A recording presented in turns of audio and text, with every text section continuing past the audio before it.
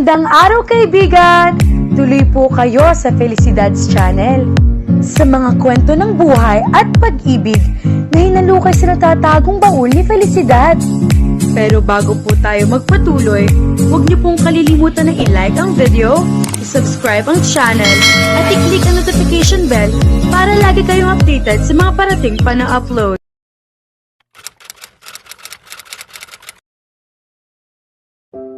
Tinupad ko ang pangako kong susulatan kita, Zaza. She blinked. What? Tanong niya at itinuon ang mga mata nito. It was as if they both had walked down memory lane. Hindi na kami naging magkaklase ni Mandy nang sumunod na semester dahil nag-shift ako sa commerce.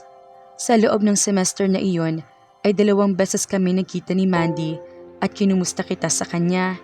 Sa huling pagkikita namin, and that was the Christmas vacation, ibinigay ko sa kanya isang kapirasong note para sa iyo. A simple hello and how are you note. You did? Manghang sabi niya. I won't lie about that, Zaza. Asked Mandy. Although in all honesty, he sighed. Deep inside me, I wished you wouldn't reply the note back. Why? She tried to hide the hurt in her voice. You were young, sweetheart. I sent you a note only to keep the promise I made. Hindi ko gustong palawakin ang batang damdaming iniukol mo sa akin noon. Nang sumunod na semester ay hindi na kami nagkita ni Mandy. Lumipat siya ng kolehiyo. Gusto niya mag-abroad at maging kapitan ng barko. Hindi niya alam kung paano ang iisipin. Marahil inalimutan ng kapatid niyang iparating sa kanya ang pangungumusta nito. At maging amunting mensahe ay tsak na nawala na rin sa isip nito. Gusto niyang sabihin dito may landline naman sila at na sana ay tinawagan siya nito. Pero sinabi na nitong hindi nito gustong palawakin ang anumang damdaming mayroon siya para dito. Marami nangyari sa buhay ko, Esperanza. Most of it, pampamilya. Nang magtungo ako sa San Ignacio, ay paaral lang ako ng stepfather ko sa paghihimagsik ng unang pamilya niya. He sighed, I'll tell you about it someday. But for now, gusto kong ituon mo ang pag-iisip mo sa iniaalok ko sa iyo. Tumango siya. Kailangan ko nang bumalik sa opisina. Nang mag-akma siyang tatayo, ay pinigil siya nito. His hands on her arm was like a hot plate, burning her skin. Muntik na niyang hilahin ang braso palayo rito. Pareho tayong walang commitment. Nang sabihin mong wala kang boyfriend, ay kumpirmasyon lang iyon sa sinabi ni Andy. Wala kayong karapatang pag-usapan ako. She hissed. Nabigyan siya ng pagkakataong hilahin ang braso niya. Kung sinabi mong may boyfriend ka na, ay hindi ko iaalok sa iyong bagay na ito, Zaza. I really need your help. She felt like her head would blow any minute. Naguguluhan siya. You said I have 2 days to think about it. Sumunga ang pag-asa sa mukha nito. Will you consider it? At naakma siya magbubuka ng bibig, ay agad itong dinugtungan ng sinabi. I am willing to compensate for your help, Zaza. Financially, magsabi ka ng halagang. Her eyes flashed anger. Binibili mo ba ako, Drake? This is a business proposal, Sasa. Kailangan pa naging business proposal ang pag-aalok ng kasal. He offered to marry her for her mother o kung sa ano pa mang kadahilan ng pampamilya. Those things didn't matter to her. Kundi iyong hindi gusto ni Andrick na matali magpakailanman. He didn't need a wife, just someone to marry for legalities. No emotions involved, no strings attached, purely business. Pero bakit parang gusto na niya ngayon pa lang ay pumayag na sa inaalok nito, na hindi na niya kailangan ng 2 araw para mag-isip. I care for you, sweetheart. When you're old enough, we'll talk again. I promise. Did he really mean it when he said that to her 10 years ago? O baka sinabi lang nito iyon upang maging madali ang pag-alis nito? Kailangan ko nang bumalik sa opisina, Drake. She said, ibigay mo sa akin ang telepono mo at tatawagan kita 2 araw mula ngayon. Tumango ito. Mula sa wallet ay inalabas nito ang isang calling card at ibinigay sa kanya. Tinawag nito ang waiter at nang lumapit ay ibinigay ang credit card. Hanggang sa maihatid siya nito sa opisina niya ay walang usapang namagitan sa kanilang 2. Kung hindi ka tatawag ay maiintindihan ko, he said and gave her a mirthless smile. Nahinto siya sa akmang pagbaba sa kotse. Out of curiosity, kung hindi ako papayag, mayroon ka pa bang naiisip na iba? Sandali ito nag-isip. Pagkuway nagkibit ng mga balikat. My last resort is Cybele. At bago niya maitanong kung sino si Cybele, ay mabilis nitong dinugtungan ng sinabi. I've known her since she was a child. She detected fondness of his voice. She wanted to ask him why he didn't offer it first to this woman, but no words came out of her mouth. She guessed she didn't want to know. May sakit na kumidlit sa puso niya. Tuluyan na siyang bumaba sa sasakyan at lumakad papasok sa office building. She wished with all her heart that she and Amanda were still friends so she could tell her about Drake.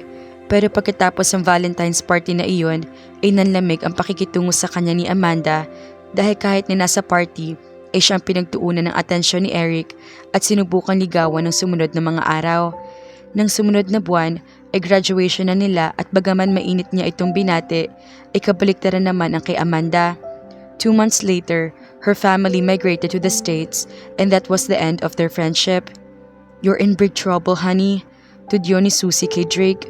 Mula sa pagkakatanaw niya sa binata ay nilingon niya ito. Ang magagandang binte ay nakahantad dahil nakaupo ito sa gilid ng office table niya. Hindi niya inaasahan ang pagdating ni Susie sa lipa upang kausapin siya. But knowing Susie and Belind, hindi na siya dapat magtaka. The woman was stunning. Though her spaghetti-strap spandex blouse and black leather miniskirt was too slutty for his taste, hindi na niya pinagkakaabalahang basahin pa ang kopya ng testamento na ipinadala sa kanya ng abogado, pero napag-alaman niya mula rito na iniwan na ni Roldan ang ex-wife ng kaunting halaga. Susie was given a 5% share of stock sa Lourdes Films bukod pa sa cash na nagkakahalaga ng ₱250,000.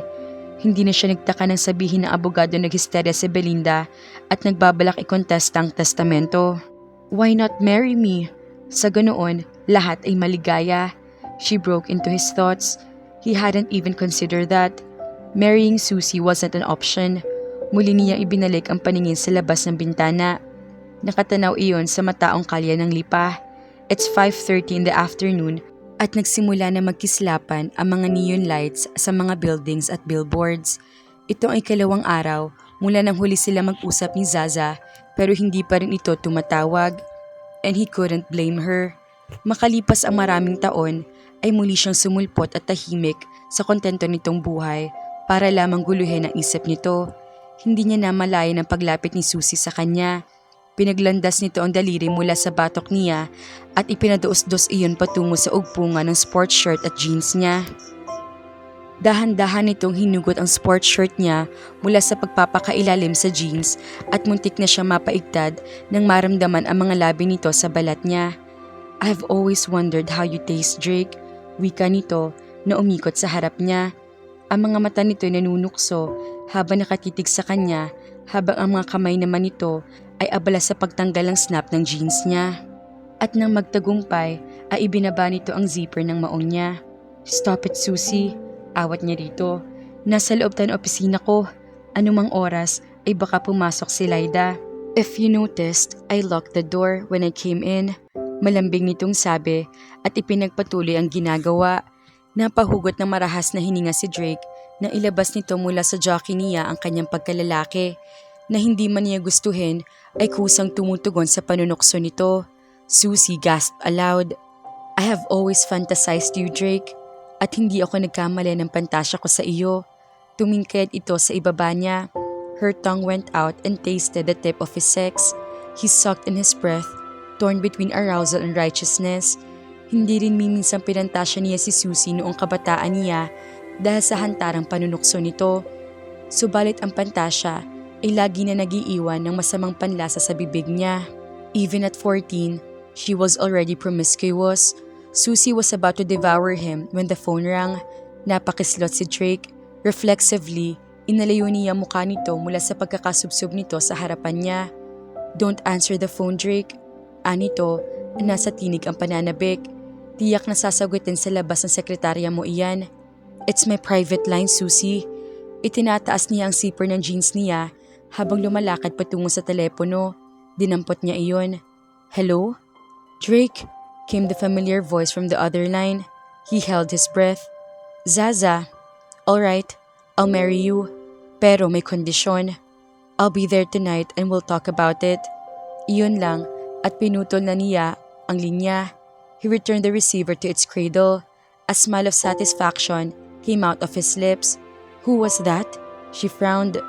Napalingon siya kay Susie, smiled at her. My bride-to-be. I am sorry if you won't receive any invitation, Susie. It's going to be a private wedding. Unti-unti ang paggitaw ng galit sa mga mata nito. Hindi mo magagawa ito, Drake. Iko-kontesta ni Mama ang testamento ni Roldan sa lahat ng korte. Hindi kami papayag na mauwi sa ina mong kayamanan niya. He sighed. You know what, Susie? Kung hindi ko kilala ang mama mo at ang lifestyle niya, kung hindi ko alam kung paano siya maglustay ng pera at kamuhian nito si Tito Roldan noong nabubuhay pa ito, ay baka sakali makipagnegosasyon pa ako sa inyo. Pero ang punto, hindi gusto ni Tito Roldan na mapunta sa inyo ang alinman sa mga ari-arian niya. Nanlilisik ang mga matang dinampot nito ang bag sa ibabaw ng mesa. That bastard! Buong buhay ko ginugol ko sa pagsisikap na mapalapit sa matandang iyon. Tiniis kong lahat ng mga pambabaliwalan niya sa amin ni Mama. Sinikap kong mapalapit sa kanya. Magkunumang mabait sa mama mo. Iyon pala ay iyon lang ang mamanahin ko. Kalahating milyon ang iniwan niya para sa iyo, Susie. At may 5% kang stock sa Lourdes Films. Hindi pa ba sapat iyon sa isang hindi man niya kadugo? Fuck you, she hissed. Sinundan niya ng tingin ang paglabas nito sa pinto na kung walang automatic door stopper ay baka nagawa nitong ibagsak iyon. Please come in. Zaza's breath caught in her throat at the sight of him. He had shaved. Sandaling gumuhit sa isip niya ang Drake na ipinakilala sa kanya ng kuya niya. Her biggest crush, and came to think of it, he still was. She shook the thought of. Inilak na muli ang pinto. Drake was surveying her place. Wala sa loob na dinadampot ang mga bagay-bagay sa estante at ibinabalik din naman. You have a nice place here, honey. She smiled. Iyon din ang malimit sabihin ng mga kaibigan at ng ibang dumadalaw sa kanya. Dahil iyon naman ang gusto niya mangyari. Hindi niya gusto ang bahay na ang mga sofa ay tila nakakaalangang upuan dahil magarbo at ang mga dekorasyon ay tila mula sa pahina ng mga magazine na nagpapakita ng bahay ng mga artista. Her sofa was big, soft and comfortable. Kahit ang mga throw pillows niya ay huggable. Wala mga imported crystals na nakadisplay sa tig-isang end table sa magkabilang tulo. Ang naroroon ay isang antigong lampshade mula sa bahay nila sa San Ignacio at isang kwadro nila mag-ina. Sa kabilang bahagi ng sofa ay isang palm tree na pambahay at nakalagay sa malaking decorative pot ang talagang paso. Inilalabas niya iyon tuwing Sabado ng umaga at ipinapasok muli ng Lunes. Kahit ang dining room at kusina niya ay nagtataglay ng mga gamit at kasangkapang kinakailangan lang. May drooping lamp sa tapat ng pang-animang mesa na ang gitna ay may malaking crystal bowl na may malagong water plant. Sa may lababo kung saan ang bintana ay maliwanag na pinapasukan ng sinag ng araw sa umaga ay may nakasabit na 2 hanging plants. On the window pane above the sink ay maliliit na paso na kung ano-anong herbal plants tulad ng oregano at basil. May isang herbal plant na malago at may bulaklak na nasa pagitan ng rosas at pula. Nilapitan iyon ni Drake. Are these herbs? He asked curiously. Tumango siya. Yang hawak mo'y thyme. No plastic plants and flowers. Tukso nito habang hinaplos ng daliri ang bulaklak ng thyme. Umiling siya. I don't like artificial plants and flowers, no matter how expensive and craftily done. Kung makapagtatanim lang ako ng roses sa may maliit na balkon nitong kondo ay ginawa ko na, she said. Pero mahirap alagaan iyon. Kaya sa halip ay mga bougainvillea ang inilagay ko. Tumangutango ito, then walked towards her. Kumain ka na ba? Tara sa labas. Hindi pa ako nakakapaghapunan. Kumain na ako. Ipaghahain kita. Wika niya sa pamilyar na tono nang nakalipas sa 10 taon. And she wasn't even aware of it. Nagluto ako ng nilagang baka at nag-grill ako ng tuna. Inaasahan ko magmamadali kang pupunta rito. He grinned. I'm impressed. That would save us time driving to a restaurant. Masarap magluto ang mommy mo at malamang na minana mo iyon. She smiled. Sinindihan ang range at ininit ang kaserola. Si Drake ay naghanap ng placemat mula sa mga drawer sa counter. Ilang sandali pa ay naghain na siya at nagsimula itong kumain. This is good, he said appreciatively. Nilagang walang kahit na anong halong gulay. Just pure beef goodness. Pero napakalasa. Anong sekreto mo? Her smile was pure pleasure. I added some dried Chinese herb. Kung nilagyan ko pa iyan ng gulay at kung ano-anong rekado, aagawin ng mga iyon ang lasa ng herb. Pero hindi ko sasabihin sa iyo kung anong herb. He laughed. Nasisiyahang ipinagpatuloy ang pagkain. Ilang minuto pa'y nasa sala na sila ulit at parehong umiinom ng kape. Pangalawang tasa na niya iyon. Alam niyan tinititigan siya nito at kanina pa namamagitan ang nakakailang na katahimikan. And when she thought she couldn't stand the tension anymore, Drake spoke. Gusto kong marinig ang kondisyon mo, Zaza. Ibinaba niya ang tasa sa coffee table at itinuwid ang katawan. Kailangan niyang sabihin ang kondisyon nagpapasayahan siya. Wala siyang maidadahilan kung bakit sasang-ayon siya, not even because he was a friend. And she didn't even want him to think that she was still carrying a torch for him, even if that was true, which was the worst part. For 2 nights, wala nang laman ng isip niya kundi ito. May mga lalaki matyaga nanunuyo sa kanya, subalit hindi niya mabigyan ng pagkakataong magkapuwang kahit sa isipan man lang. Paano si Drake na sa unang araw pa lang ng muli nilang pagkikita ay nagulo na ng buo ang puso't isip niya. And if she didn't agree to marry him, he would marry another girl. He was that desperate. He told her so. At sa nakalipas sa 2 gabi, ay nararamdaman niya ang hapde ng puso kapag sumasagi sa isip niya magpakasal ito sa iba kung hindi siya papayag, which was ridiculous. She hadn't seen him for 10 years, pero sa ikalawang pagkakataon ay hindi niya gugustuhing madama ang sakit ng damdaming naramdaman niya noong bata pa siya. Still, she had to protect herself, her pride. All right, she said breathlessly. I will marry you. I will sign a prenup agreement. Pero sa araw ng kasal, ay kailangan na sa account ko sa bangko ang halagang 1,000,000. 1,000,000 kapalit ang kasal, mga kafelisidad. Paano kung sa huli masaktan lamang si Zaza? Kaya naman, abangan!